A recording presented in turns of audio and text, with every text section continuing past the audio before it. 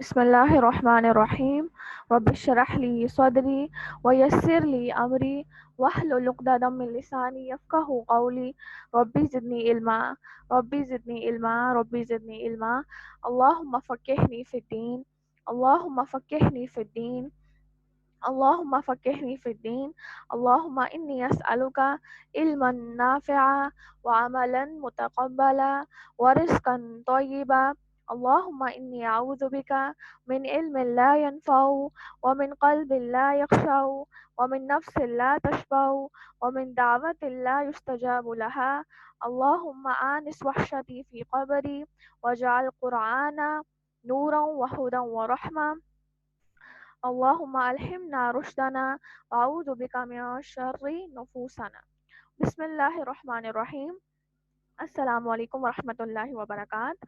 پچھلی سیشن کے اندر ہم لوگوں نے آیت نمبر 18 تک سورہ نساء کے پڑھا، اور جو سیکنڈ ہماری کلاس تھی جہاں پر ہم نے اینڈ کیا تھا جس نوٹ کے اوپر، وہاں ہم نے میراث کی تقسیم اور اس کی اہمیت اور اس کے اندر حصے اور پھر اس کی امپورٹنس کے اوپر ہم نے بہت روشنی ڈالی تھی. اور پھر اس کے بعد ہم نے یہ جانا کہ کیا وہ ٹرمینالوجیز ہیں جن کو سمجھنا بہت ضروری ہے میراث کی تقسیم کے لیے. پھر اس کے بعد پھر ہم نے یہ بھی سمجھا کہ میراث کی تقسیم کس وقت ہوگی، کس صورت میں ہوگی، جب سب سے پہلے اس کے چھوڑے ہوئے مال میں سے تدفین ہو جائے گی، اس کے بعد اس کے چھوڑے ہوئے مال میں سے قرض کی ادائیگی کی جائے گی، مزدور کی مزدوری ادا کی جائے گی، جو منت ہوگی وہ پوری کی جائے گی، پھر اس کے بعد اس کے چھوڑے ہوئے مال میں سے وصیت کو پورا کیا جائے گا، اور اس کے بعد جو ہے وہ مال کی تقسیم کی جائے گی. اور مال کی تقسیم کوئی شخص اپنی مرضی سے نہیں کر سکتا. کسی شخص کے پاس یہ اختیار نہیں کہ ایک آدمی کی چھوڑی ہوئی وراثت میں سے وہ اپنی مرضی سے حصوں کو تقسیم کرے، کسی کو زیادہ دے اور کسی کو کم دے، یا اس بات پر تقسیم یا اس چیز کو مد نظر رکھتے ہوئے تقسیم کرے کہ فلاں نے زیادہ خدمت کی یا زیادہ اس کا ساتھ دیا یا وہ زیادہ اس کے قریب تھا تو اس کو زیادہ ملے یا اس کو کم ملے. نہیں، ہر ایک کا حصہ اللہ تعالیٰ کی طرف سے مقرر ہے، اور اللہ تعالیٰ کے بتائے ہوئے حصوں کے مطابق ہی مال کی تقسیم کی جائے گی. اور جس بات پر اللہ تعالیٰ نے بھرپور اسٹریس دیا ہے، اللہ تعالیٰ نے بھرپور اسٹریس دیا ہے کہ مال تھوڑا ہو زیادہ ہو، ہر حال میں مال تقسیم ہوگا، اور مال تقسیم ہوگا حصوں، مقرر کردہ حصوں کے مطابق. پھر اس کے بعد ایک کوشچن ہے، چلیں سب کچھ ہم نے ڈسکس کیا، پھر ہم نے یہ بھی جانا کہ جو کمزور طبقہ ہے وہ اس کو اس کے حقوق نہیں دیے جاتے، لہٰذا اس کے حق میں اللہ تعالیٰ نے بھی یہ وصیت کی کہ ہر حال میں مال کو تقسیم کیا جائے گا۔ اور پھر ہم نے اس کا بیک گراؤنڈ پڑھا کہ ایک خاتون تھیں جن کے شوہر جو ہے وہ جنگ میں فوت ہو چکے تھے، پیچھے وہ اپنی بیٹیاں چھوڑ گئے اور بیوہ چھوڑ گئے، اور اس کے چچا نے جو ہے وہ مال کو ہڑپ کر لیا، تو پھر نبی اسلام نے اسی وقت اس حکم کو امپلیمنٹ کروایا اور ان کو حکم دیا۔ پھر اس کے بعد ہم نے ایک چیز یہ بھی جانی، اب یہ سارا سیناریو آپ کے سامنے ہے، اور پھر ہم نے دنیا میں تو چلے جو عذاب ہے وہ عذاب ہے، لیکن جو آخرت میں عذاب ہے وہ یہ ہے کہ ایسا شخص گویا کہ وہ اپنے پیٹ میں آگ بھر رہا ہے کہ جو کسی کا مال، کسی جو اس کا حق تھا وہ اس کو اپنے پیٹ میں بھر لے۔ اور پھر ہم نے یہ بھی پڑھا کہ ایک شخص کا بھی ایک کبیرہ گناہ ہے کہ کوئی کسی کی زمین کو ہتھیائے۔ اور پھر ہم نے یہ بھی جانا کہ قیامت کے دن جب نبی صلی اللہ علیہ وسلم جو ہے وہ معراج کے موقع پر نبی صلی اللہ علیہ وسلم کو دکھائے گئے کچھ لوگ، اور نبی صلی اللہ علیہ وسلم نے دیکھا کہ کچھ لوگ ایسے تھے کہ جن کے ہونٹ اونٹوں کی طرح تھے، اور آگ کے فرشتے جو ہے وہ ان کے منہوں کو پھاڑ پھاڑ کر آگ کے پتھر ان کے منہوں میں ڈال رہے تھے، اور وہ چیخ و چلا رہے تھے، ہائے ہائے کر رہے تھے۔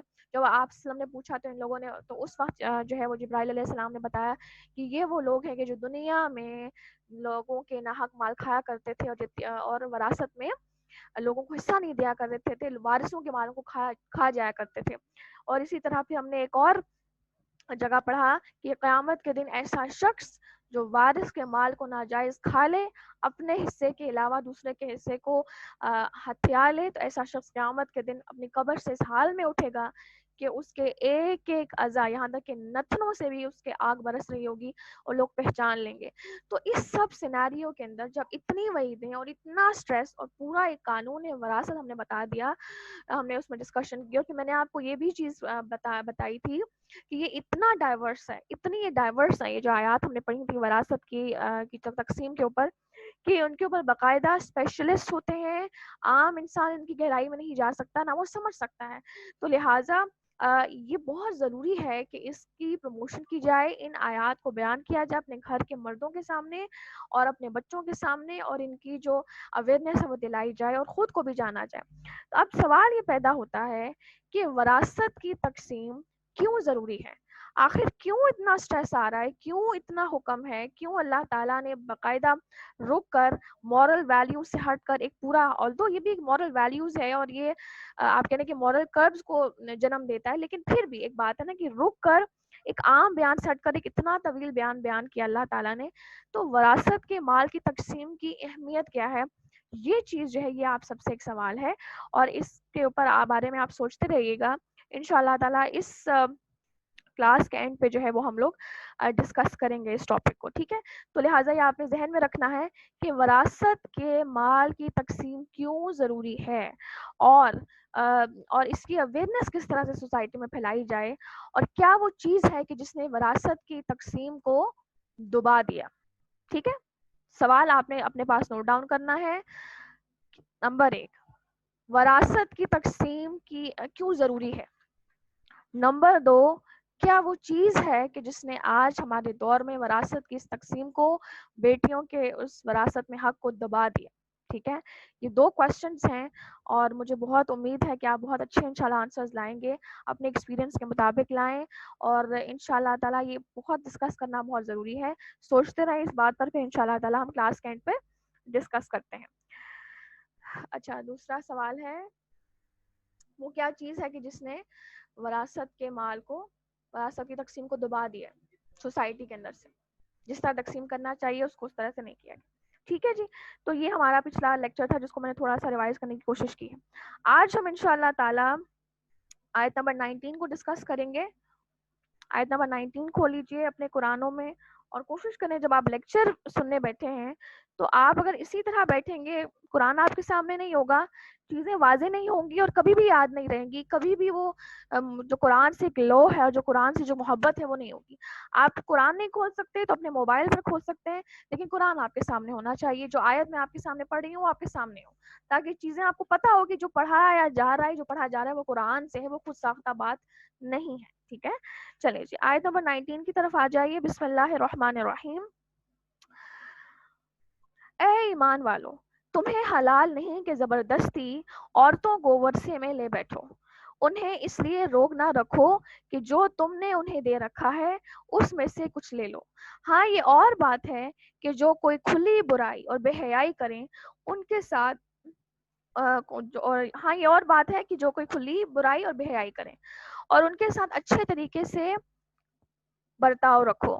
گو تم انہیں ناپسند کرو لیکن بہت ممکن ہے کہ تم کسی چیز کو برا جانو اور اللہ تعالیٰ اس میں بہت ہی بھلائی کر دے.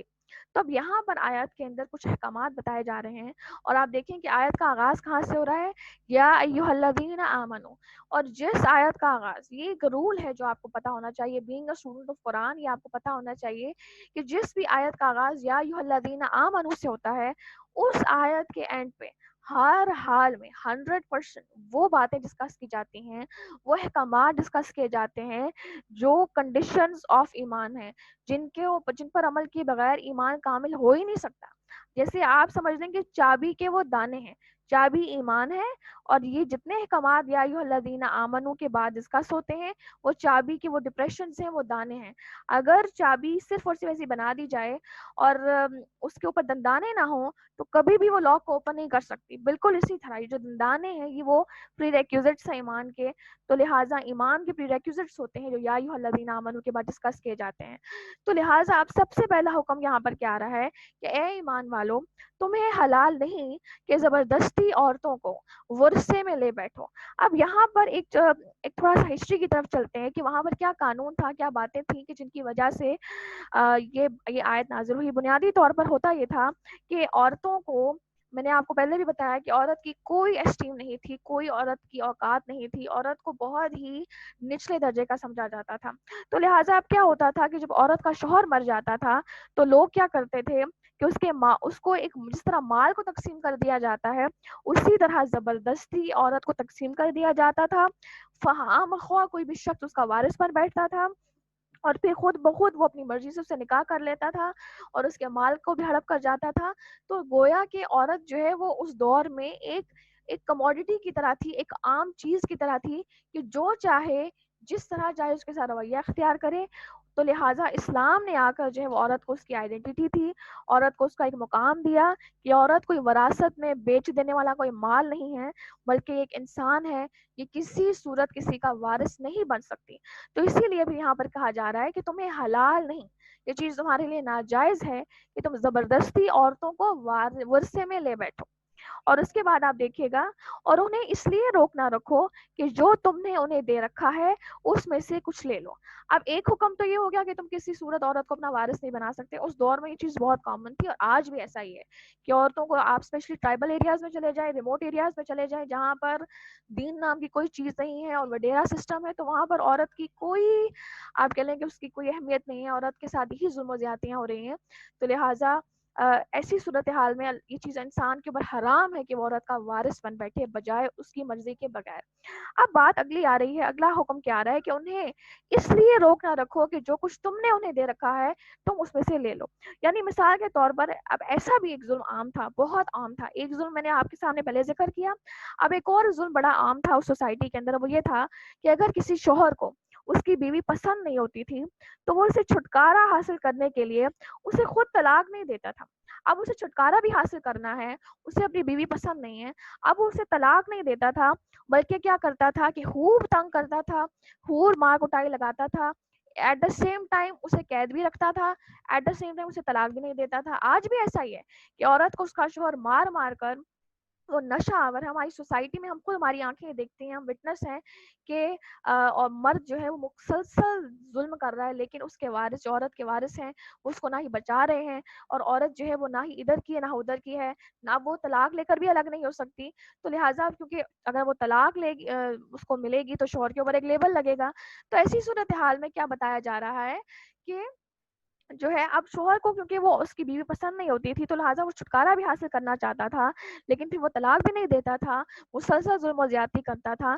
تو لہٰذا اب وہ طلاق اس لیے نہیں دیتا تھا اور مسلسل ٹارچر، اس کو مینٹل ٹارچر صرف اس لیے دیتا تھا کہ اگر میں نے طلاق دی تو مجھے جو ہے وہ اس کا اپنا جو اس کا مہر ہے، حق مہر ہے، وہ کیا ہونا پڑے گا، اس کو واپس دینا پڑے گا. اب کیا ہوتا تھا کہ وہ اتنا اس کو ٹارچر کرتا تھا کہ عورت کو پھر کیا کرنا پڑتا تھا، خلا لینی پڑتی تھی. تو اب خلا کی صورت میں عورت نے جو حق مہر لیا ہے وہ سارا کا سارا شوہر کو دینا پڑے گا. تو حق مہر لینے کی لالچ سے وہ خود طلاق نہیں دیتا تھا، مگر حالات ایسے کریٹ کر دیتا تھا کہ عورت مجبور ہو جاتی تھی حق مہر لینے کے لیے، طلاق لینے کے لیے، خلا لینے کے لیے. تو لہٰذا مرد کو یہ حکم دیا جا رہا ہے، اسے روکا جا رہا ہے کہ تم کسی صورت کچھ ایسا نہیں کرو گے عورت کے ساتھ صرف اس لالچ میں کہ تم نے جو حق مہر دیا وہ تم کو واپس مل جائے.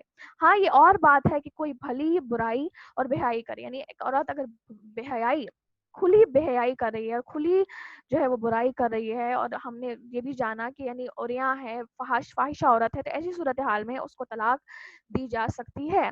لیکن ادروائز عورت جو ہے وہ کسی صورت اس کو سارا ایسا معاملہ نہیں کیا جا سکتا. اب کیا ہے کہ مرد کی طرف سے دیا جانے والا جو مہر ہے وہ کسی صورت مرد نہیں لے سکتا، کسی صورت. اور اس کے بارے میں آگے آیات بھی آئیں گی تو میں آپ کے ساتھ ڈسکس کروں گی. صرف ایک صورتحال ہے، صرف ایک ایسی کنڈیشن ہے کہ جس کے اندر مرد جو ہے وہ حق رکھتا ہے کہ اس کا جو حق مہر دیا وہ حق مہر ہے اس کو واپس دے دیا جائے. وہ سچویشن ہے خلا کی، کہ جب عورت خلا لے گی تو ایسی صورتحال میں مرد سے لیا جانے والا تحفہ یعنی حق مہر اسے واپس دینا پڑے گا، کیونکہ وہ اب خرید رہی ہے طلاق. ٹھیک ہے، تو لہٰذا یہ آپ کے لیے سمجھنا بہت ضروری ہے. اور اس کے بعد پھر مردوں کی تربیت اب یہاں پر کی جا رہی ہے. آیت کا جو کنکلوژن ہے، کیونکہ میں نے آپ کو بتایا کہ سورۃ النساء کو ٹوٹلی معاشرتی زندگی پر بیسڈ ہے. حضرت عمر رضی اللہ عنہ نے یہ حکم دیا تھا کہ اپنے مردوں کو سورہ نساء سکھاؤ، کہ اس صورت میں کمزور طبقے کے لیے اللہ تعالیٰ نے کتنا کھول کھول کر بیان کیا ہے. تو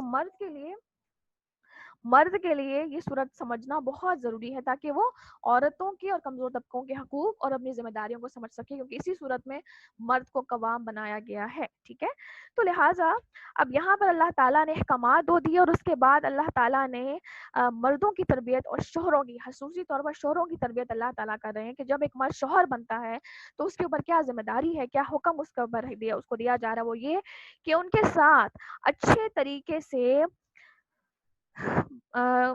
بدو باش کو رکھو، یعنی ان کے ساتھ اچھے طریقے سے گزارا رکھو. وعاشروہن بالمعروف، اور ان کے ساتھ بہت اچھے طریقے سے گزارا کرو، بہت اچھے طریقے سے ان کے ساتھ جو ہے وہ رابطہ قائم رکھو، اپنے بانڈ کو اسٹیبلش کرو، کیونکہ مرد کو قوام بنایا گیا ہے. اب یہاں پر آپ دیکھیں کہ شوہروں کی یہاں پر تربیت کی جا رہی ہے، اور اس کے بارے میں حدیث میں آتا ہے کہ آپ صلی اللہ علیہ وآلہ وسلم نے فرمایا کہ تم میں سے بہترین وہ ہے کہ جس کے اخلاق اچھے ہیں، اور تم میں سے سب سے زیادہ کامل وہ شخص ہے کہ جو اپنی بیوی کے حق میں اچھا ہے. تو لہٰذا بہترین انسان وہ ہے کہ جس کے اخلاق بہت اچھے ہیں، لیکن بہترین سے اوپر آپ کہہ لیں کہ سپرلیٹو ڈگری اب آ جاتی ہے کامل. تو کامل انسان وہ ہے کہ جو اپنی بیوی کے حق میں اچھا ہے. اس کے لیے آپ نے اس بات کی گارنٹی دی ہے. تو لہٰذا ہمیں ایز اے مدر، جتنی بھی مائیں سن رہی ہیں، اب انہیں فکر کرنی ہے کہ کیا ہم اپنے بیٹوں کی ایسی تربیت کر رہے ہیں یا نہیں. اس کے بعد آپ دیکھیں کہ اس کے بارے میں ایک اور حدیث میں آتا ہے، مسلم کی روایت ہے، حجۃ الوداع کے موقع پر آپ صلی اللہ علیہ وسلم نے فرمایا، اور یہ حدیث بڑی ہی اہم ہے، کہ اپنی بیویوں کے معاملے میں اللہ تعالیٰ سے ڈرتے رہنا، جن کو اللہ کے نام پر تم نے اپنے لیے جائز اور حلال کیا ہے. اپنی بیویوں کے معاملے میں اللہ تعالیٰ سے ڈرتے رہنا کہ جن کو اللہ کے نام پر تم نے اپنے لیے جائز اور حلال کیا ہے، اور ان کو وہی کھلانا جو تم خود کھاتے ہو، اور ان کو وہی پلانا جو تم خود پہنتے ہو. تو اگین مردوں کو، شوہروں کو بہت سخت تاکید، اور پھر ساتھ ہی ساتھ ایک الرٹ اور ایک وارننگ دے دی گئی کہ اپنی بیویوں کے حقوق میں اللہ سے ڈرتے رہنا، کیونکہ پکڑ بڑی سخت ہے. اور پھر آپ دیکھیں کہ اب جب انسان ان کو کھلائے گا جیسا وہ خود کھاتا ہے، اور پلائے گا جیسا وہ خود پہنتا ہے، اور کھائے گا پہنے گا جیسا وہ خود پہنائے گا جیسا وہ خود پہنتا ہے، تو اس کے بارے میں پھر اس مرد کی اپنی جو اکنامک آپ کہہ رہے ہیں کہ فورٹیبلٹی ہے وہ بہت میٹر کرتی ہے، کہ وہ کتنی استطاعت رکھتا ہے. استطاعت کے مطابق وہ اس کو کھلائے گا جو وہ خود کھاتا ہے، اس کو پلائے گا جو وہ خود پلاتا ہے، اور اس کو پہنائے گا جو وہ خود پہنتا ہے. اور اس کے بعد پھر آپ دیکھیں کہ ایک اور حدیث میں آتا ہے، آپ صلی اللہ علیہ وسلم نے فرمایا کہ مردوں کی، اب آپ دیکھیں کہ آپ کو حدیث کیوں بتائی جا رہی ہیں. آپ سوچ رہی ہوں گی کہ یار یہ تو شوہروں کے حقوق ہیں، ہمیں کیوں، شوہروں کی ذمہ داری ہے، ہمیں کیوں بتایا جا رہا ہے. بات یہ ہے کہ شوہر کے لیول سے زیادہ ضروری ہے کہ میں جو ہوں اور جو آپ ہیں وہ ایک ماں ہیں، اور آپ ہی کی ٹریننگ کے بعد وہی بچہ شوہر بنتا ہے.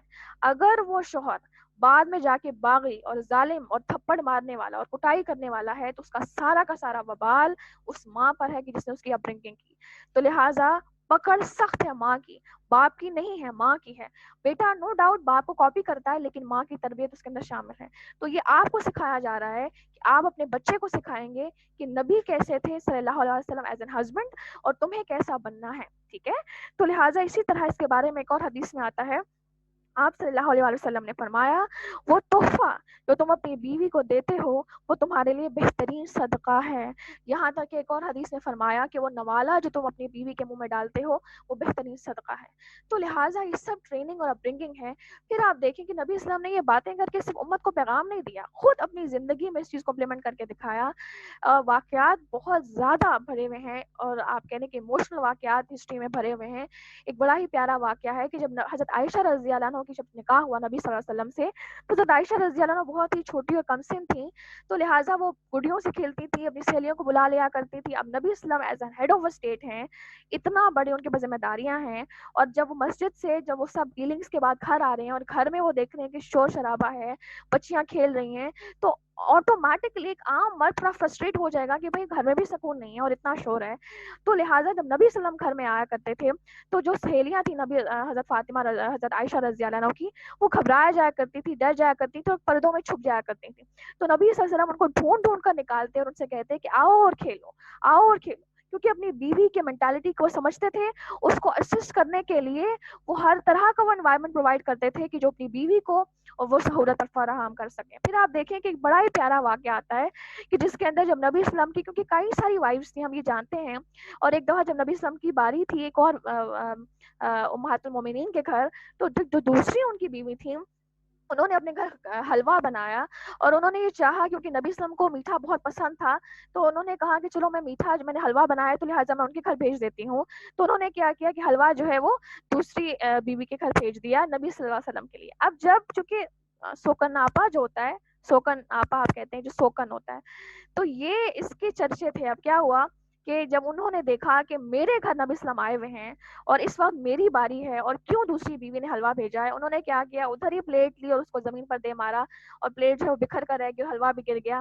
تو نبی اسلام نے کیا کیا، کچھ بھی نہیں کہا ان سے، کیونکہ وہ سمجھتے تھے یہ ریالٹی ہے. بھئی ایک جالسی تو ہے انسان کی، اور انسان نہیں چاہتا کہ ڈسٹریبیوٹ کیا جائے اس کی محبت کو. تو لہٰذا وہ کیا کرتے کہ اس پلیٹ کو اٹھاتے جاتے، اس کے ٹکڑوں کو اٹھاتے جاتے، حلوہ پلیٹ میں ڈالتے جاتے اور کہتے جاتے یہ سوکناپے کے چرچے ہیں، یہ سوکناپے کے چرچے. یعنی یہ ایک ریالٹی ہے، اس کو مجھے ایکسیپٹ کرنا ہوگا. گھر میں کسی صورت شور اور مار کٹائی اور عورت کو مینٹل ٹارچر دینا، اس کو تانے دینا، یہ چیز نبی کی صلی اللہ علیہ وسلم کی زندگی سے ملتی ہی نہیں. اور آج آپ دیکھیں کہ یہ چیز ہمارے بیٹوں میں کیوں نہیں ہے، کیونکہ ہم نے ایز اے مدر ان کی ایسی برنگنگ کی ہی نہیں، ہم نے انہیں سکھایا نہیں کہ گھر کیسے بنانا ہے. گھر بنانے کے طریقے، ان کو ٹپس، ان کو ٹیکنیکس، ان کو گٹ سکھائی نہیں گئے، اسی لیے آج گھر تباہ ہو رہے ہیں. اور بیٹا کو پتہ ہی نہیں ہوتا کہ کس طرح اس نے اپنے گھر بنانا ہے. ماں نے کوئی بات کی مان لیتا ہے، بہن نے کوئی بات کی مان لیتا ہے اور گھر کو تباہ کر کے رکھ دیتا ہے. اور طلاق کا ریشو آج بہت ہائی ہے سوسائٹی کے اندر. تو لہٰذا بہترین شوہر پروڈیوس کرنے کے لیے بہترین ماں بننا پڑے گا. یہی یہاں پر ایک پیغام ہے جو یہاں پر سکھایا جا رہا ہے. کیونکہ آپ دیکھیں کہ نظر تو آ رہا ہے کہ بھئی یہاں پر تو شوہروں کی تربیت کی بات ہو رہی ہے، میں تو ابھی فی الحال بیوی ہوں لہٰذا مجھے ضرورت نہیں ہے. نہیں، آپ ایک ماں بننے جا رہے ہیں. آپ کے ہاتھ میں اللہ تعالیٰ نے اولاد صرف اور صرف نام لگانے کے لیے نہیں بیٹھی کہ بھئی میرے پاس اتنے بیٹے اور اتنی بیٹیاں ہیں. آپ کے ہاتھ میں جو اولاد آپ کی گود میں ڈالی گئی ہے بہت بڑی ذمہ داری کے تحت کہ آپ نے اس کی اپبرنگنگ کرنی ہے کہ وہ ایک بہترین بیوی بنے اور ایک بہترین شوہر بنے. تو لہٰذا دو احکامات آئے. پری ریکوزٹ کیا ہے؟ ایمان کا تقاضا ہے کہ تم بہترین شوہر بنو اور کامل انسان ہو ہے کہ جو بہترین اپنی بیوی کے حق میں سب سے بہترین ہے. اور اس کے بعد پھر آپ دیکھیں کہ اور پھر اس کے بعد آپ دیکھیں کہ یہاں پہ کیا شوہروں کی تربیت میں کہا گیا جا رہا ہے کہ ان کے ساتھ اچھے طریقے سے گزر بسر کرو. گو تم انہیں ناپسند کرو، لیکن بہت ممکن ہے کہ تم کسی چیز کو برا جانو اور اللہ تعالیٰ اس میں بہت ہی بھلائی پیدا کرتے. اب دیکھیں بعض اوقات ایسا ضروری نہیں ہوتا. اب یہ مرد کی ٹریننگ کی جا رہی ہے، اللہ تعالیٰ مرد کی ٹریننگ کر رہے ہیں، اور اگر ایک ماں اس کو پڑھ رہی ہے تو ماں اپنے بیٹے کی ٹریننگ کرے گی. اب اس کو کیا سکھائے گی کہ ضروری نہیں ہے کہ تمہیں اپنی زندگی میں ویسا ہی اسپاؤس ملے، ویسا ہی لائف پارٹنر ملے جیسا تم چاہتے ہو. آئیڈیلسٹک اپروچ ہوتی ہے نا، بھائی ایسا ملے، یہ ہونا چاہیے، وہ ہونا چاہیے، ایسی کوالٹیز ہوں میرے بالکل مطابق ہو, میرے مزاج کے مطابق ہو, میں یوں حکم دوں اور آگے سے پورا, ایسا نہیں ہوتا اور نہ ہی ایسا آپ کو ملتا ہے. تو اب یہ ماں کا کام ہے کہ وہ اپنے بیٹے میں ڈالے کہ ضروری ہے نہیں ہے کہ تمہیں ویسا ہی پارٹنر ملے کہ جیسی تم چاہتے ہو, اور ضروری یہ بھی نہیں ہے کہ تمہیں ہر وہ چیز تمہیں اس کی کیریکٹرسٹک میں, وہ اس کی پرسنالٹی میں پسند آئے. لہٰذا اگر تمہیں کوئی چیز اس میں ناپسند بھی ہے تو ممکن ہے کہ اللہ تعالیٰ کچھ اور راستوں کے ذریعے تمہیں اس سے بھلائی عطا فرمائے, تمہیں بہترین اولاد دے دے اس کے ذریعے سے, اس عورت کے آنے کی برکت سے تمہارے مال میں برکت ہو جائے, تمہارے اندر امید ہی آ جائے. کیونکہ جو لوگ اس وقت صحابہ کرام غربت کا شکار تھے تو آپ صلی اللہ علیہ وسلم انہیں حکم دیا کرتے تھے کہ نکاح کر لو, کیونکہ نکاح جو ہے وہ مال میں برکت اور مال کی زیادتی لانے کا سبب بنتا ہے. نو میٹر اور بھی بہت ساری چیزیں ہیں, لیکن ایک سب سے بڑا ذریعہ یہ کہ مال میں زیادتی لانے کا سبب بنتا ہے. تو لہٰذا اب یہاں پر کہا جا رہا ہے کہ تمہیں اس میں ایک چیز پسند ہے, لیکن بہت ممکن ہے کہ تم کسی اور چیز کو برا جانو, اور اللہ تعالیٰ اس میں تمہارے لیے بھلائی پیدا کر دے. اب تمہیں اس کی شکل صورت پسند نہیں ہے, ہو سکتا ہے اس کا بیک گراؤنڈ اتنا اچھا نہ ہو, لیکن اسی عورت سے جس کو تم برا جان رہے ہو, اسی سے اللہ تعالیٰ تمہارے لیے بھلائی پیدا کر دے گا. اور میں نے آپ کو بتایا کہ بھلائیاں بھی بہت ساری آتی ہیں, اولاد کی زیادتی ہونے لگتی ہے, اور پھر بعض اوقات یہ بھی ہوتا ہے کہ اچھی خاصی عورت ہے لیکن وہ اولاد نہیں پیدا کر سکتی, اور آپ اپنی طرف سے ایک لو اسٹاٹا سے بلانگ کرتی ہوئی عورت کو لاتے ہیں, اور مرد کو پسند نہیں ہے وہ عورت, لیکن وہ عورت لا تعداد بچے آپ کو دیتی ہے. تو اللہ تعالیٰ ایسی صورتحال میں بھلائیاں دیتا ہے, پھر مال میں برکت, اور پھر اسی طرح گھروں میں خوشیاں اور سکون. تو لہٰذا اللہ تعالیٰ یہ مرد کو سکھا رہے ہیں کہ لہٰذا جب اللہ تعالیٰ ایک چیز دیتا ہے تو یہ امید رکھو کہ اللہ تعالیٰ تمہیں وہیں سے اسی عورت سے بہترین بھلائی دے گا انشاءاللہ. تو یہ جو ایک اپبرنگنگ ہے, یہ جو ایک آپ کہہ لیں کہ ایک کیریکٹرسٹکس جو ڈیولپ کرنا ہے, یہ ایک عورت کا کام ہے, ایک ماں کا کام ہے, وہ اپنے بچے کے اندر پیدا کرے, وقت کے ساتھ ساتھ اپنے بچے کو دیکھتی چلی جائے. ہاں اب یہ بچہ ہے, اس ایج پر پہنچ چکا ہے کہ اب اسے یہ سکھائی جائیں یہ باتیں. بہت ہی ارلی اسٹیج پہ بھی آپ سب کچھ نہیں سکھا سکتے, یہ تو آپ جانتے ہی ہیں. تو اب آپ سمجھتے ہیں ہاں بھائی یہ جو ایج ہے, یہ ایج ایسی ہے کہ اس کو پتا ہونا چاہیے کہ اس کا رول ایز این ہسبینڈ کیسا ہونا چاہیے. اب کیا ہوگا کہ وہ عورت جو ہے وہ آرام سے بیٹھ کر تھوڑا تھوڑا ایک ہی دن میں سارا سبق یاد کے آپ ڈھیل دیں گے, وہ بالکل بے فائدہ ہے. بلکہ آپ اگزامپل بنیں گے, اور پھر کیا ہوگا کہ ہر دن تھوڑا تھوڑا اس کو سکھائیں گے, تاکہ نکاح سے پہلے وہ پورا تیار ہو جائے اس رسپانسبلٹی کو اٹھانے کے لیے, اور پھر کسی صورت گھر اجڑنے کا سبب نہ بنے, اور عورت جو ہے وہ لیبلڈ نہ ہو, تاکہ سوسائٹی اور ایک معاشرے کے اندر ایک بہترین ماحول کریٹ ہو انشاءاللہ. پھر اس کے بعد آپ دیکھیں کہ اگلی آیت نمبر 19 آ رہی ہے کہ اب مرد جو ہے وہ بہت زیادہ مرد قوام ہے, اس کے ہاتھ میں نکاح کی گرہ ہے, بہت کوشش کرے گا, بہت کوشش کرے گا, بہت کوشش کرے گا کہ اپنے گھر کے ماحول کو بہترین بنائے, عورت کے ساتھ بنا کر رکھے. اگر کوئی چیز اس کو نہیں پسند آتی تو یہ امید رکھے کہ مجھے اللہ تعالیٰ اسی عورت سے کہیں اور جگہ سے بھلائی عطا فرمائے گا. لیکن پھر بھی نہیں بن رہی, 100% اختلافات ہیں, بن ہی نہیں رہی. تو اب کیا ہوگا کہ مرد کیا کرے گا کہ مرد جو ہے وہ ایک عورت کے خاندان سے بھی کچھ عادل لوگوں کو بلائے گا, اور مرد کے خاندان سے بھی عادل لوگوں کو بلائے گا. یہ مرد بلائے گا, مرد قوام ہے, اور پھر ان کے درمیان میں صلاح کروائی جائے گی. ابھی بھی صلح نہیں ہوتی, صلح وقتی طور پر ہو جاتی ہے, لیکن پھر دوبارہ اختلافات ہیں, نہیں بن پا رہی, کیونکہ ایسا ہوتا ہے, یہ ایک نارم ہے سوسائٹی کا, ہیومن نیچر ہے, جس سے آپ کی نہیں بن رہی, بعض اوقات ہوتا ہے کہ نہیں بن پا رہی بھرپور کوششوں کے باوجود. تو اب ایسی صورت میں اگر مرد جو ہے وہ طلاق دینے, اب ایسی صورتحال میں مرد جو ہے وہ عورت کو طلاق دے سکتا ہے, کہ عورت جو ہے وہ یہ نہیں کہ اختلافات کیا ہیں کہ یہ میری ماں کی نہیں مان رہی, یہ ایسا نہیں کر رہی, یہ جو ہے مجھ سے زیادہ پڑھی لکھی ہے تو مجھ سے جیلسی کی وجہ سے میں اس کو ایکسیپٹ نہیں کر سکتا, یا بلا میری ماما, میری امی جو ہیں وہ سو کالڈ ماما, وہ ایسا اس کے بارے میں کہہ رہی ہیں, اچھا میری بہنیں جو ہیں وہ ایسا کہہ رہی ہیں, یہ ان کی نہیں مانتی, یہ اٹھتی نہیں, یہ مجھے بریانی نہیں بنا کے دے. یعنی یہ فضول قسم کے بہانے جو مرد بناتے ہیں. بلکہ 100% جو آپ کہہ لیں کہ اختلافات, اور 100% اختلافات میں کیا ہوگا, عورت حد سے زیادہ نافرمان ہے, اور عورت جو ہے وہ ناجائز تعلقات رکھے ہوئے ہے, یا عورت کی ہسٹری خراب ہے. ان صورتحال میں عورت کو وہ طلاق دے سکتا ہے, ورنہ کسی صورت نہیں. اور پھر کیا کرتے ہیں مرد کیا کرتے ہیں, ناجائز الزامات لگا کر, عورت کے اوپر لیبل لگا کر, منہ پر اس نے جو سامان لایا اس کے منہ پہ پھینک کر, والدین کو ترسا کر, اور اول تو طلاق دیں گے ہی نہیں, عورت کو ترساتے رہیں گے, عورت نے خود ہی ہلا لینی ہے جو لینی ہے, وہ بھی لیبل لگ گیا. تو لہٰذا آپ یقین جانیں کہ ہم ان چیزوں کو وٹنس ہیں, اور ایسی عورت جو اس مرد کی ماں ہے, ایسی بہن جو اس عورت کی نند اور اس شوہر کی بہن ہے, اور ایسا شخص جو خود شوہر ہے, ان تینوں پر بہت سخت وبال ہے.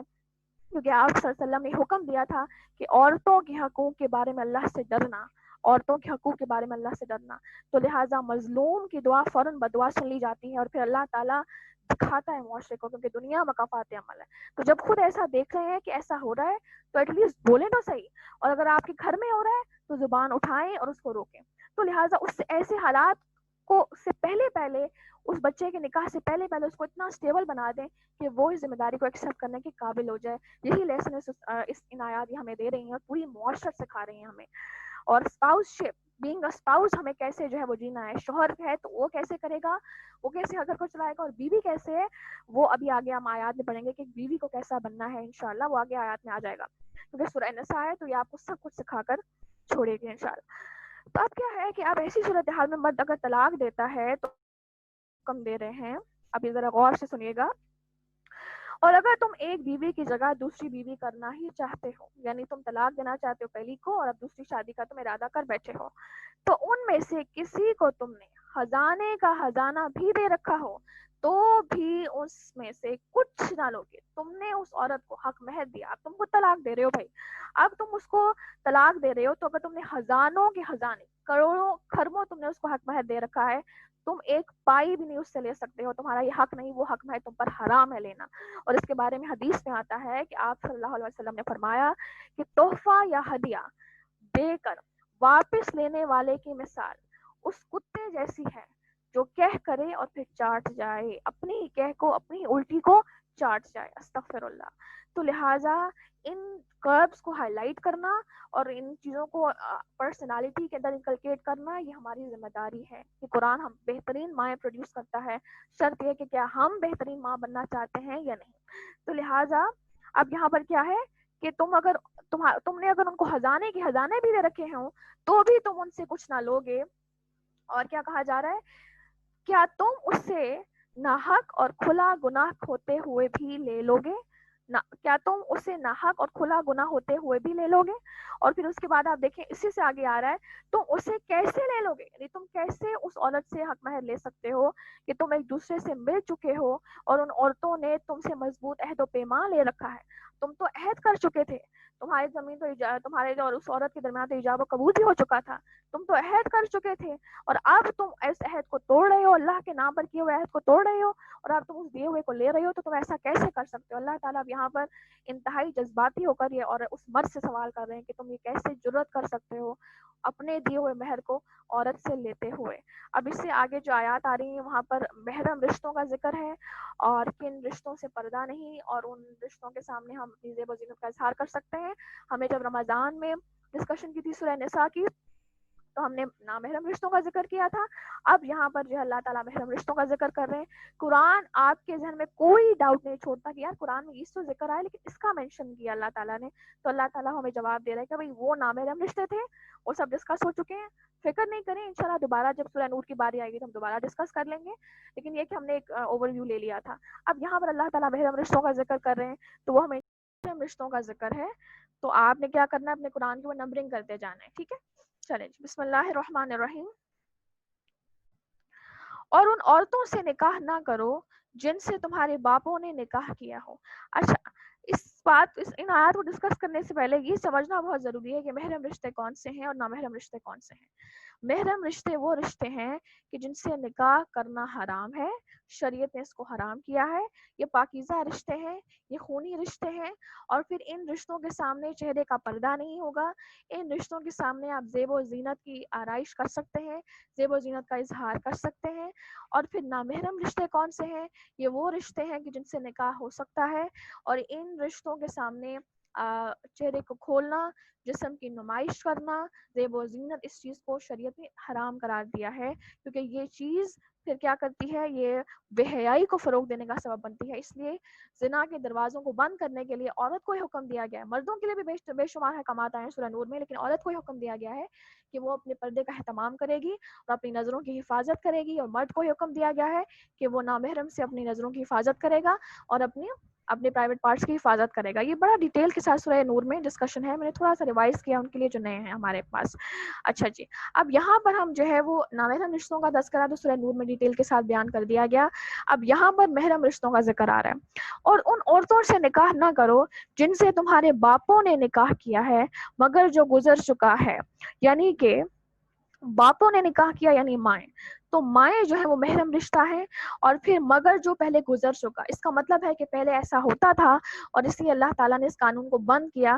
ہوتا کیا تھا کہ پہلے کیونکہ بہت زیادہ سوسائٹی کرپٹڈ تھی، نبی اسلام کے آنے سے پہلے سوسائٹی بالکل سپوائل تھی اور نہ جانے کیا چیز ایسی نہیں تھی جو وہاں نہیں ہوتی تھی. تو وہاں پر یہ بھی ایک برائی عام تھی کہ ہوتا کیا تھا کہ جب عورت کا شوہر مر جاتا تو جو سوتیلا بیٹا ہوتا تھا وہ اس عورت سے نکاح کر لیا کرتا تھا، جو کہ کھلم کھلا بے حیائی ہے. اسلام نے آ کے اس ظلم کو ختم کیا، اس بے حیائی کے دروازے کو بند کیا. تو لہٰذا اللہ تعالیٰ یہاں پہ حکم دے رہے ہیں کہ تم ان عورتوں سے نکاح ہرگز ہرگز نہیں کر سکتے جن سے نکاح تمہارے باپوں نے کیا. یعنی مائیں نمبر 1 آ جاتا ہے مائیں.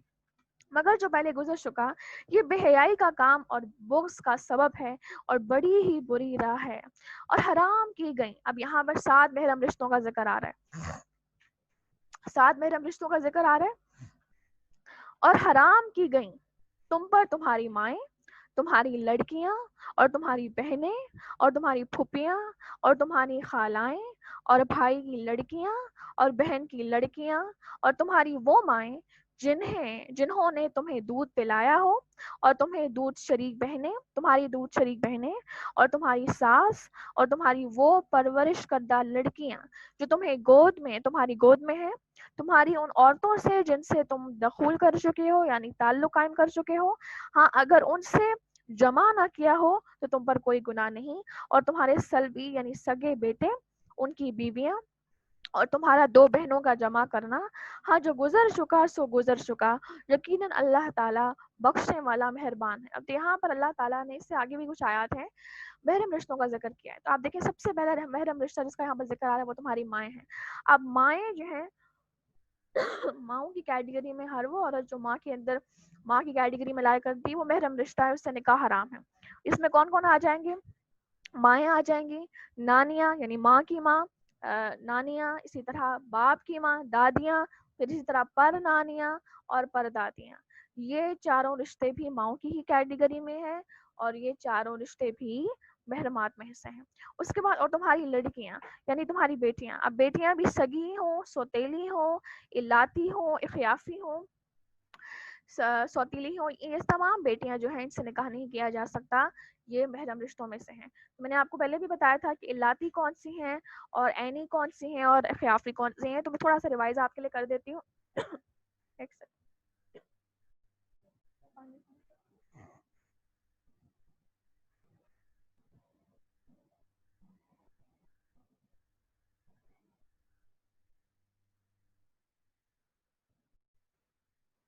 جی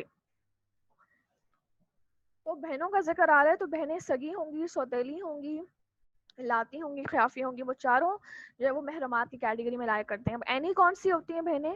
جن کی والد و والدہ ایک یعنی سگی بہنیں. اب الاتی بہن بھائی کون سے ہوتے ہیں کہ جن کا باپ ایک ہے لیکن مائیں مختلف ہیں. اب مائیں مختلف ہیں، ان سے پیدا ہونے والے جو بچے ہیں وہ دونوں ماؤں سے پیدا ہونے والے بچے وہ آپس میں بہن بھائی ہیں. کون سے بہن بھائی؟ الاتی. اور پھر آ جاتے ہیں خیافی. خیافی میں کیا ہوتا ہے کہ ماں ایک ہوتی ہے مگر باپ جدا جدا ہوتے ہیں. اب اندر سے ہونے والی اولادیں وہ آپس میں خیافی بہن بھائی ہیں. یہ تینوں کیٹیگریز محرمات میں سے ہیں، ان سے نکاح حرام ہے. اس کے بعد پھر آپ دیکھیں اور تمہاری بہنیں. اب بہنیں سگی ہیں، سوتیلی ہیں. اس کے بعد تمہاری پھوپھیاں سگی ہوں، سوتیلی ہوں، وہ محرمات ہیں. تمہاری خالائیں سگی ہوں، سوتیلی ہوں، محرمات ہیں. اور بھائی کی لڑکیاں سگی ہوں، سوتیلی ہوں، وہ محرمات ہیں. جی بھتیجیاں. اور اس کے بعد بہن کی لڑکیاں یعنی بھانجیاں، وہ سگی ہوں، سوتیلی ہوں، محرمات ہیں. تمہاری وہ مائیں. اب یہاں پر آپ کے پاس آگے نسب سے رشتے. اب اس کے بعد جو آگے آیت آ رہی ہے وہاں پر رضاعت سے پیدا ہونے والے رشتے ان کا ذکر آ رہا ہے.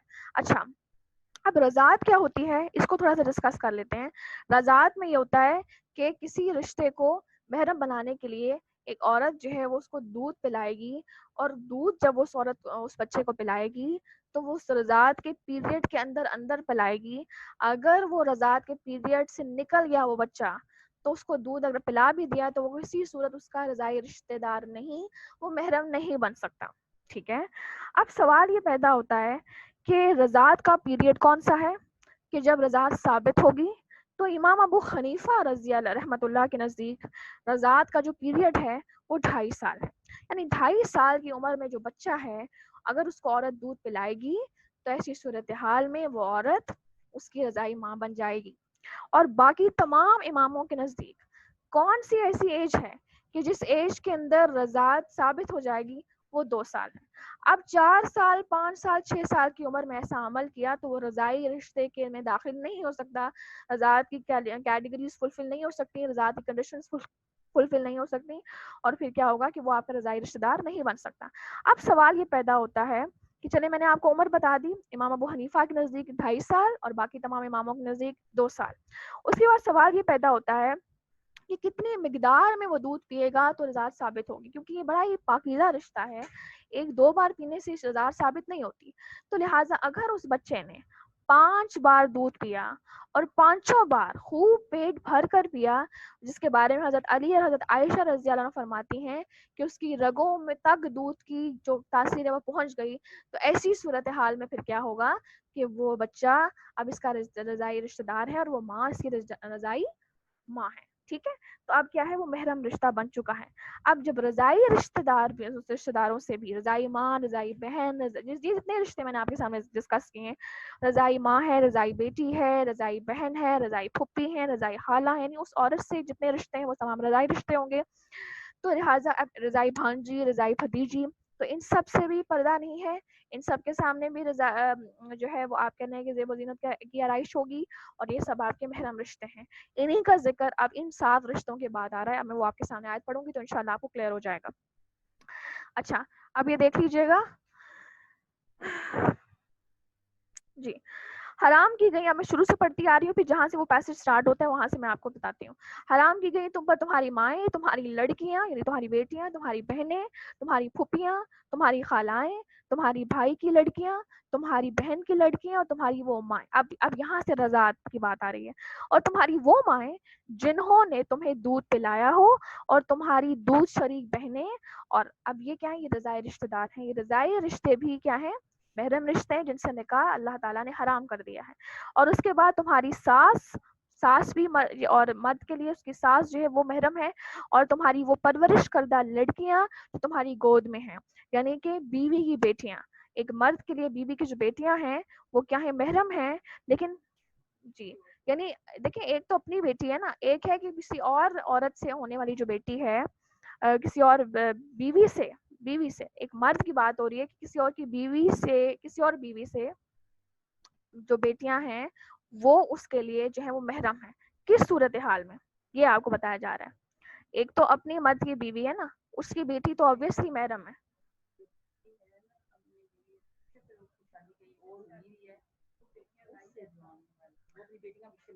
اچھا اچھا، ٹھیک ہے ٹھیک ہے ٹھیک ہے، صحیح.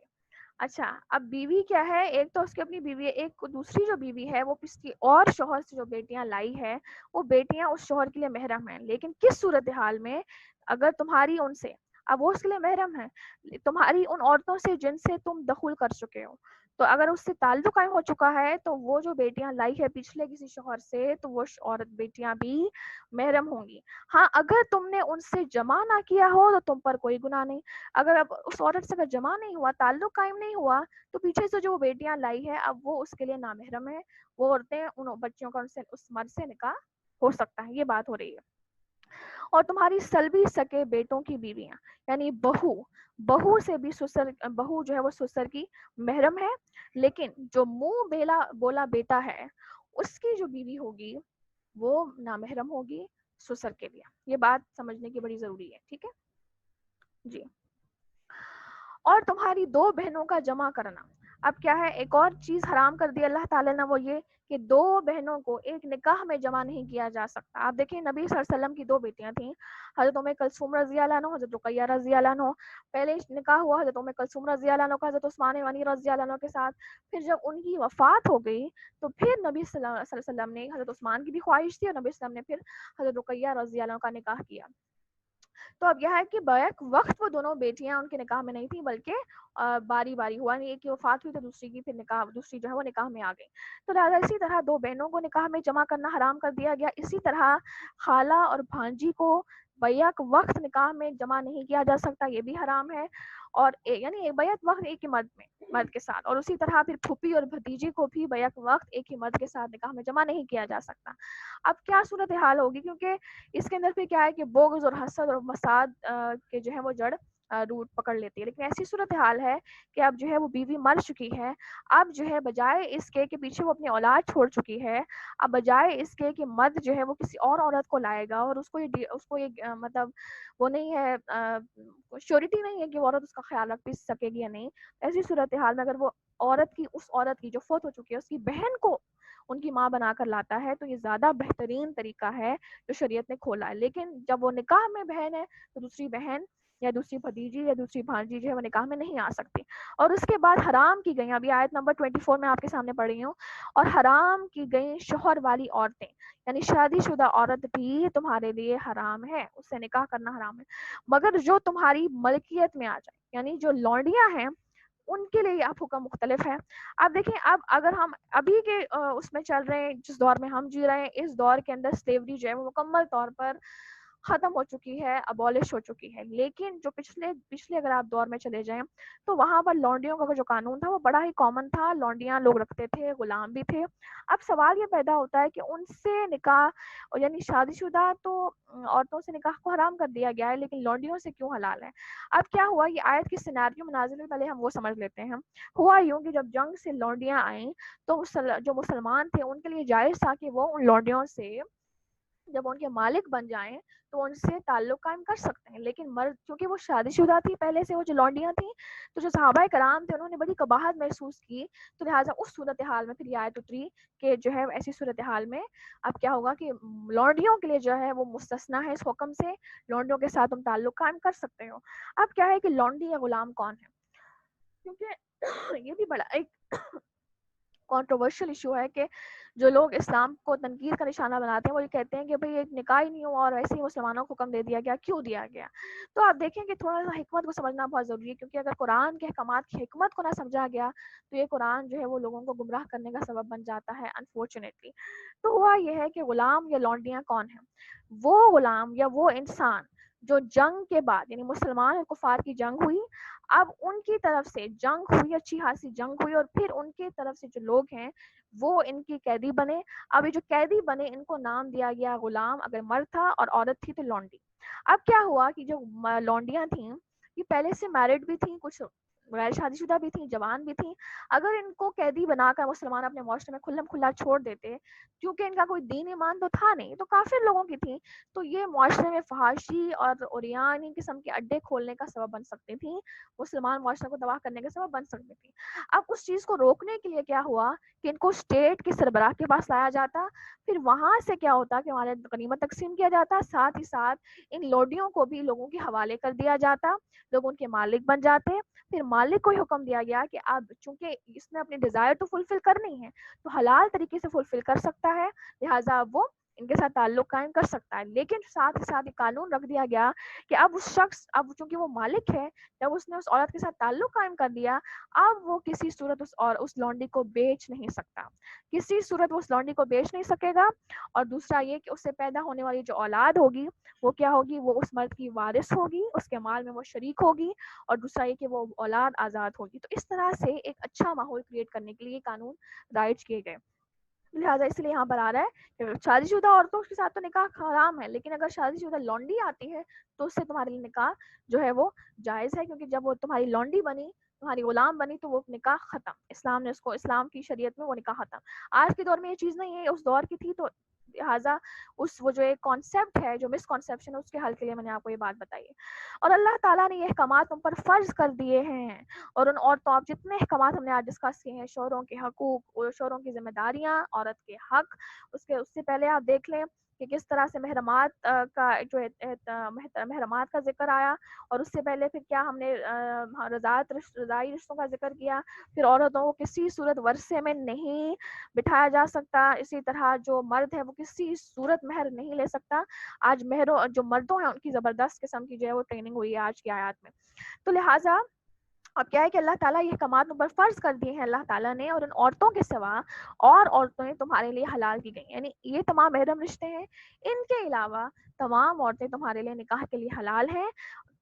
اور وہ کس صورت میں حلال ہوں گی, اب نکاح کی کچھ کیریکٹرسٹکس یا مقاصد بتا دیے گئے ہیں کہ تم اپنے مال کے مہر سے تم ان سے نکاح کرنا چاہو, یعنی اب تم کیا کرو گے کہ ان کو مہر سب سے پہلے ادا کرو گے, اور اس کے بعد تم نکاح جو ہے وہ برے کام سے بچنے کے لیے کرو گے، نہ کہ شہوت رانی کے لیے، یعنی صرف شہوت پوری کرنے کے لیے نہیں ہے بلکہ برے کاموں سے بچنے کے لیے، اپنی جو حیا ہے اس کی، اپنی پاک دامنی کے لیے، اپنی حیا کی سیکیورٹی کے لیے تم نکاح کرو گے۔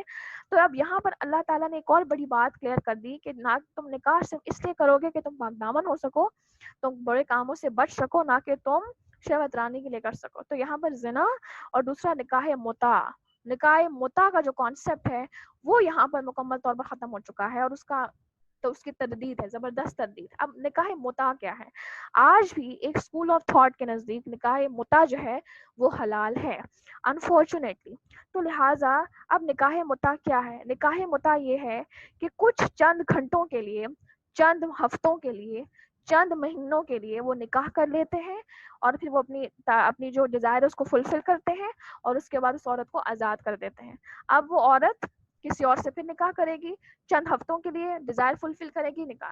تو لہٰذا یہ ایک انتہائی بےغیرتی کا سامان جو ہے وہ سوسائٹی میں کریٹ کرتا ہے، یہ جو ایک لیگلائز اس کو کر دیا گیا ہے۔ تو لہٰذا اس وجہ سے اس چیز کو ختم کیا گیا، اس چیز کو منسوخ کر دیا گیا۔ پہلے یہ چیز تھی، آج بھی جو لوگ کہتے ہیں کہ حلال ہے وہ کہتے ہیں اسلام میں یہ پہلے تھا۔ سعودی عرب میں یہ چیز بڑی کامن ہے، اور وہاں پر بھی یہ چیز تھی۔ اس کے بعد پھر ایک ہمارے اسکول آف تھاٹ کے نزدیک یہ چیز بڑی لیگلائزڈ ہے، لیکن وہ یہ کہتے ہیں، وہ دلیل یہ دیتے ہیں کہ اسلام میں پہلے جو یہ تھا، تو اللہ نبی صلی اللہ علیہ وسلم نے ایک خاص موقع کی وجہ سے اس چیز کو لیگلائز کیا، لیکن پھر باقاعدہ حدیث آئیں، اور یہ بھی آیت آپ کے سامنے آ گئی ہے کہ اس چیز کو منسوخ کر دیا گیا۔ اب یہ کسی صورت اس چیز کو جائز نہیں قرار دیا جا سکتا۔ تو لہٰذا جو نکاح ہے اس کا مقصد صرف کیا ہو؟ پاک دامنی کا حصول ہو، اور دوسرا مہر کی ادائیگی کے بعد، اور پھر اس لیے جن سے تم فائدہ اٹھاؤ انہیں اس کا مقرر کیا ہوا مہر دو۔ تو بار بار مہر کا ذکر آ رہا ہے، تو یہاں پر مرد چونکہ قوام ہے تو اس کی ذمہ داری اس کو بار بار بتائی جا رہی ہے۔ یہاں پر کہیں آپ کو جہیز کا ذکر تو نہیں آ رہا نا، کہ بھائی بیٹیوں والوں یا بیٹی کے ماں باپ جلدی سے تم لوگوں نے جہیز دینا ہے، نہیں، یہاں پر بار بار مہر کی ریپیٹیشن ہے۔ یہ ایک بہت بڑا لیسن ہے ہمارے لیے کہ جو ہے وہ بار آپ دیکھیں کہ اس جتنی ابھی ہم نے آیت میں پڑھی ہے، تیسری دفعہ ریپیٹ ہو رہا ہے ایک حکم۔ تو جب اللہ تعالیٰ ایک بات کو بہت ریپیٹڈلی بیان کرتے ہیں تو اس کے پیچھے بہت بڑی حکمت ہوتی ہے کہ ہر حال میں اس کو اپلائی کرنا ہے، اور جو ہم نے خود سے رائج کر دیا اس کا شریعت میں کوئی اس کا شریعت سے تعلق نہیں۔ اب جو جہیز کی حقیقت کیا ہے وہ انشاءاللہ تعالیٰ ہم اپنے لیکچر میں ڈسکس کریں گے۔ کل کا لیکچر اسی پر بیسڈ ہے کیونکہ آیات بڑی امپورٹنٹ ہے کل کی، لیکن آج جو ہے یہ اس آیت کو ہم ان آیات کو وائنڈ اپ کرتے ہیں۔ تو لہٰذا اس لیے جن سے تم فائدہ اٹھاؤ انہیں ان کا مقرر کیا ہوا مہر دو، اور مہر مقرر ہو جانے کے بعد تم آپس کی رضامندی سے جو طے کر لو اس میں تم پر کوئی گناہ نہیں۔ یعنی کہ مہر مقرر کر لیا، مہر تو ہر حال میں دینا، اب مہر مقرر کر لیا تو اب آپس کی رضامندی سے کمی بیشی اگر تم لوگ کرنا، جبرن نہیں ہوگا، کسی صورت جبر نہیں ہوگا، آپس کی رضامندی سے تم اگر اس میں کمی بیشی کرنا چاہو تو اس میں تم پر کوئی گناہ نہیں، بے شک اللہ تعالیٰ علم والا اور حکمت والا ہے۔ اب اس کے بعد کیا ہے کہ ایک مرد ہے جو نکاح کی استطاعت نہیں رکھتا، وہ مہر دینے کی استطاعت نہیں رکھتا، تو بھی اللہ تعالیٰ نے کسی صورت اس کو حکم نہیں دیا کہ وہ غیر شادی شدہ رہے معاشرے میں، کیونکہ اسلامی معاشرے میں جو غیر شادی شدہ مرد ہے یا غیر شادی شدہ عورت ہے وہ ایک فتنے کا سبب بن سکتی ہے، معاشرہ کرپٹ ہو سکتا ہے۔ تو لہٰذا ہر حال میں یہ معاشرے کے بڑے افراد کا کام ہے کہ وہ بانڈ جلد سے جلد بنائیں جب وہ اس عمر کو پہنچ جائیں۔ اب اللہ تعالیٰ ایک مرد اگر استطاعت نہیں رکھتا تو اس کو دوسرا حل بتا دیا گیا ہے کہ جلد سے جلد اس راستے کو اختیار کر لو، اگر اس کو بھی نہیں کرتے تو پھر اس راستے کو اختیار کرو، وہ میں آپ کو تھرڈ والا بھی آیت میں ہی آ جائے گا۔ تب آیت نمبر آپ دیکھ لیجئے 25، اور تم میں سے جس کسی کو آزاد مسلمان عورتوں سے نکاح کرنے کی پوری وسعت اور طاقت نہ ہو، یعنی کیا ہے کہ تم حق مہر نہیں دے سکتے کیونکہ آزاد کو تو حق مہر ہر حال میں دینا پڑے گا، حق مہر کے بغیر نکاح نہیں ہوگا، تو تمہارے اندر وسعت نہیں، تمہارے پاس طاقت نہیں، تو وہ مسلمان لونڈیوں سے جن کے تم مالک ہو اپنا نکاح کر لے، اللہ تعالیٰ تمہارے اعمال کو بخوبی جاننے والا ہے، تم سب آپس میں ایک ہی تو ہو، اس لیے ان کے مالکوں کی اجازت سے ان سے نکاح کر لو۔ ایک لونڈی سے نکاح کرنے سے پہلے بھی اس کے مالک سے اجازت لینی پڑے گی۔ تو آج کہاں کہ کسی صورت جو ہے وہ آج لوگ جو ہے وہ کورٹ میرجز کو بھی لیگلائز کر لیا گیا ہے، وہاں پر خود بخود لوگ جو ہے وہ ان کو زبردستی اپنا ولی بنا کر، حالانکہ یہ چیز بالکل کلیئر ہے کہ ولی کے بغیر نکاح باطل ہے، نکاح باطل ہے، نکاح باطل ہے، یہ آپ کی حدیث ہے۔ تو لہٰذا لونڈی سے اب نکاح بھی کیا جائے گا تو اس کے مالک سے اجازت طلب کی جائے گی۔ تو لہٰذا بات یہ ہے کہ یہاں پر پھر ہر وہ نکاح جس کے اندر ولی کی موجودگی نہیں اور جبرن اس چیز کو لے جایا گیا وہ نکاح بابرکت نہیں ہے. ہو سکتا ہے وہ ہو بھی جائے, کورٹ میرجز ہیں وہ ہو جاتی ہیں, لیکن وہ بابرکت نہیں, وہ منحوسیت پر مبنی ہے. تو لہٰذا ایسا جو نکاح ہے وہ کسی صورت کامیاب نہیں ہو سکتا کہ جہاں پر ولی کی رضامندی نہ ہو. تو لہٰذا اور قاعدے کے مطابق ان کے مہر ان کو دو, وہ پاک دامن ہو, نہ کہ اعلانیہ بدکاری کرنے والی ہیں. اب یہاں پر جن سے نکاح کیا جا رہا ہے ان کی کوالٹیز بھی دیکھ لینی ہے, کہیں وہ اعلانیہ بدکاری کرنے والیاں نہ ہوں, نہ ہی وہ پاسٹ میں کہیں خفیہ یا پریزنٹ میں خفیہ آشنائیاں کرنے والیاں ہوں. اور جب وہ یہ لونڈیاں نکاح میں آ جائیں پھر اگر وہ بے حیائی کا کام کریں تو انہیں آدھی سزا ہے. اب یہ ہم آگے چلتے ہیں. اب یہاں پر ان کی ایک اور کوالٹی کیا بتائی جا رہی ہے کہ اعلانیہ بدکاری نہ کرنے والیاں ہوں اور نہ ہی ان کی کوئی خفیہ دوستیاں ہوں. تو اگر کسی ایک مرد کو یہ بھی حکم دیا جا رہا ہے کہ جب وہ اپنے لیے چوز کرے گا تو کسی صورت وہ ایسی عورت کو چوز نہیں کرے گا کہ جس کے ساتھ پہلے سے جس نے اس کے ساتھ پہلے سے کبھی دوستی بنا رکھی ہو یا وہ وٹنس ہے کہ یہ عورت جو ہے وہ دوستیاں بنانے والوں میں سے ہے. ہاں اگر اس کو کچھ پسند ہے تو وہ نکاح کا پیغام دے گا, دوستی کسی صورت مقرر نہیں کر سکتا. دوستی تو بہت دور کی بات, چھپی دوستی کا کانسیپٹ ختم. پھر آپ دیکھیں کہ چیٹنگ اور فلرٹنگ اور ڈیٹنگ اور پھر ملاقاتیں کرنا اور پھر ماں باپ سے پوچھ کر جانا, یا تو ماں باپ خود اس کا ہاتھ جو اس کے ہاتھ میں دے کر جو ہے کہتے ہیں انگوٹھی پہناؤ اور سو کالڈ اس کو ماڈرنائزیشن کا نام دیتے ہیں, یہ سب حرام ہے اور یہ سب زنا کے دروازوں کو کھولنے کا سبب ہے. اور پھر کہاں یہ بات, اور پھر ایک منگیتر جس کو صرف آپ نے صرف اس کو نام دیا ہے, ابھی وہ لیگلائز نہیں ہوا, اس انسان کے ساتھ بھی بات کسی صورت نہیں کی جا سکتی, اس کے ساتھ خط و مقابلت نہیں کی جا سکتی, کسی صورت اس کے ساتھ چیٹنگ نہیں کی جا سکتی, کسی صورت اس کے ساتھ ڈیٹنگ نہیں کی جا سکتی. نو ڈاؤٹ ماں باپ اجازت بھی دیتے ہیں. یہ سب چیزیں زنا ہے اور ان چیزوں کا سے دروازے بند کیے جا رہے ہیں, اور مرد کو یہ حکم دیا جا رہا ہے کہ وہ جب چوز کرے گا تو وہ کیسی عورت کو چوز کرے گا. تو لہٰذا اس کے بعد کیا ہے کہ جب یہ لونڈیاں نکاح میں آ جائیں اور پھر اگر وہ بے حیائی کا کام کریں تو انہیں آدھی سزا ہوگی, اور اس سزا سے جو آزاد عورت کی ہے. تو آزاد عورت کو اگر مثال کے طور پر 100 کوڑے پڑیں گے تو اب یہ لونڈی ہے تو اس کو کتنے پڑیں گے, 50 کوڑے پڑیں گے. اب یہ کیوں ہے؟ آپ دیکھیں کہ آزاد عورت کے مقابلے میں لونڈی کے حقوق آدھے کیوں ہیں. اس کے پیچھے آپ دیکھیں کہ ایک جو لاجک آتی ہے, ایک جو حکمت ہے وہ یہ ہے کہ آزاد عورت جو ہے اس کی حفاظت اور اس کے اوپر سایہ کس کس کا ہے, سب سے پہلے اس کے باپ کا, پھر اس کے بھائی کا, پھر اس کے بیٹے کا, پھر اس کے شوہر کا. اب اتنے ساری باؤنڈریز کے باوجود, اتنے سارے سایوں کے باوجود, ان کے ہوتے ہوئے بھی یہ عورت ان کے ساتھ بغاوت کرے, ان کی عزت کو پامال کرے اور ان کی عزت کو برباد کرے, تو اس عورت کو سزا جو ہے وہ ڈبل ملے گی. اور ایک ایسی عورت ہے جس کے اوپر صرف ایک سایہ ہے, کس کا, اس کے مالک کا. تو ایسی صورتحال میں اب چونکہ اتنے زیادہ پریویلیج کے باوجود اس عورت نے غلط کام کیا, تو اس کے مقابلے میں اس لونڈی جس کے اوپر صرف ایک سایہ تھا اس کا جو سزا ہوگی وہ آدھی ہوگی. اسی طرح ہر حال میں ان کے حقوق جو آدھے ہوتے ہیں لونڈیوں کے, حق مہر بھی ان کے آدھے ہوتے ہیں لونڈیوں کے. اب چونکہ یہ ہمارے ہاں ابھی سسٹم نہیں ہے, ابولش ہو چکا ہے, تو لہٰذا ان کی اتنی گہرائی میں جانے کی ضرورت نہیں. تھوڑا سا بس یہ میں نے آپ کو بتایا جو قرآن میں ہے کہ سزا ان کی آدھی ہوگی. کنیزوں سے نکاح کا یہ حکم تم میں سے ان لوگوں کے لیے ہے جنہیں گناہ اور تکلیف کا اندیشہ ہو. یعنی کہ ہر حال میں کوشش کرنی کہ آزاد خاندانی عورت سے نکاح کیا جائے, لیکن تم دیکھ رہے ہو کہ تمہارے جذبات پہ کنٹرول نہیں ہے اور تمہیں اندیشہ ہے کہ تم گناہ میں پھسل جاؤ گے, گناہ ہو جائے گا, تو پھر تم ان سے کنیزوں سے نکاح کر سکتے ہو, لیکن پھر بھی تم کوشش کرو کہ ایک خاندانی عورت ہی تلاش کرو. اور پھر آپ دیکھیں کہ اب کیا ہے, کنیزوں سے نکاح کا یہ حکم تم میں سے ان لوگوں کے لیے ہے جنہیں گناہ اور تکلیف کا اندیشہ ہو اور تمہارا ضبط, لیکن اس کے باوجود تم انتظار کرتے رہو اس بات کا کہ اللہ تعالیٰ تمہارے لیے کوئی ذریعہ تلاش کرے گا اور تمہارے لیے اس عورت کو لائے گا کہ جو خاندانی ہو, جو آزاد ہو, تو وہ سب سے بہتر ہے. اب یہاں پر اللہ تعالیٰ کیا کہہ رہے ہیں, تمہارا ضابط کرنا بہت بہتر, اس کے باوجود تمہارا صبر کرنا اور انتظار کرنا اللہ کے حکم کا, یہ بہت بہتر ہے. اور اللہ تعالیٰ بڑا ہی بخشنے والا, رحمت کرنے والا ہے. اور اس کے بارے میں حدیث میں آتا ہے کہ آپ صلی اللہ علیہ وسلم نے فرمایا کہ نکاح میری سنت ہے اور جو میری سنت سے منہ موڑے گا وہ ہم میں سے نہیں.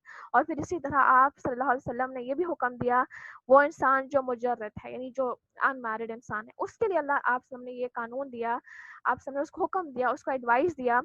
اور حدیث بڑی امپورٹنٹ ہے, حدیث یہ کہتی ہے کہ جو شخص مجرد ہے یعنی ان میرڈ ہے تو وہ شہوانی خواہشات کے ضبط کے لیے اسے چاہیے کہ روزے رکھے, کیونکہ روزہ شہوت کے زور کو توڑ دیتا ہے. تو روزوں کی کثرت کو آپ سامنے نوجوانوں کو حکم دیا کہ جب تک ان کے نکاح نہیں ہو جاتے وہ شہوت کے زور کو توڑنے کے لیے روزوں کا اہتمام کرتے رہیں اور صدقات کا اہتمام کرتے رہیں. اور اللہ تعالیٰ چاہتا ہے کہ تمہارے واسطے خوب کھول کھول کر بیان کرے. آپ دیکھیں کتنے بھی احکامات ہیں، یہ نہیں کہ آدھا بیان کر دیا اور آدھا چھوڑ دیا، ہر چیز بالکل کھلم کھلا اوپنلی بیان کر دی گئی ہے کہ کوئی ڈاؤٹ نہ رہ جائے اور انسان جو ہے اس ڈاؤٹ کی وجہ سے ناکامی کا شکار ہو. تو اللہ تعالیٰ چاہتا ہے کہ تمہارے واسطے خوب کھول کھول کر بیان کرے اور تمہیں تم سے پہلے کے نیک لوگوں کی راہ پر چلائے اور تمہاری توبہ قبول فرما لے. اور اللہ تعالیٰ جاننے والا اور حکمت والا ہے، اور اللہ تعالیٰ چاہتا ہے کہ تمہاری توبہ قبول کرے.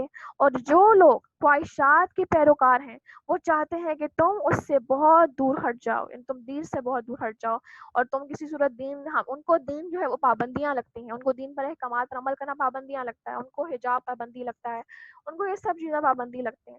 تو ایسا جو خواہشات کا جو آپ کہہ لیں کہ جس نے اپنی خواہشات کو معبود بنا رکھا ہے، وہ تو چاہتے نہیں کہ وہ دین کی اندر آئے. تو لہٰذا تمہیں کیا چاہیے کہ تم دین کے ساتھ منسلک رہو.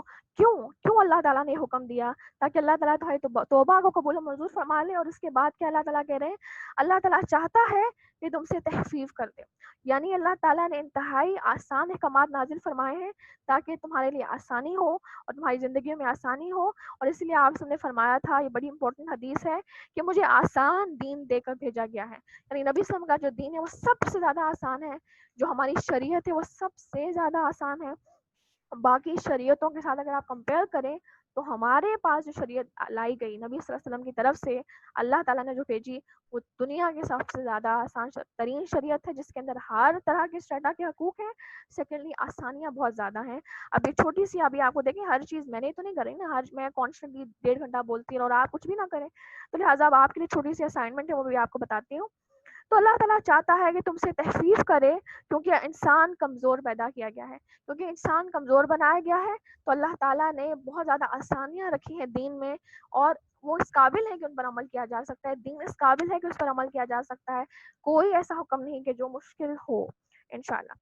تو لہٰذا اب آپ دیکھیں کہ آپ کے لیے جو چھوٹی سی اسائنمنٹ ہے وہ یہ ہے، انشاءاللہ کل جب ہماری کلاس سٹارٹ ہوگی پہلے ہم اس کو ڈسکس کریں گے، اس کوشچن کو، اور پھر ہم آگے چلیں گے. جو میں نے آپ سے وعدہ کیا ہے آیات کا مہر کے اپوزٹ جو حکم ہے، مہر کے اپوزٹ جو چیز ہے اس کی گہرائی میں جانے کا میں نے آپ سے وعدہ کیا، تو انشاءاللہ ہم ڈسکس کریں گے اس کو.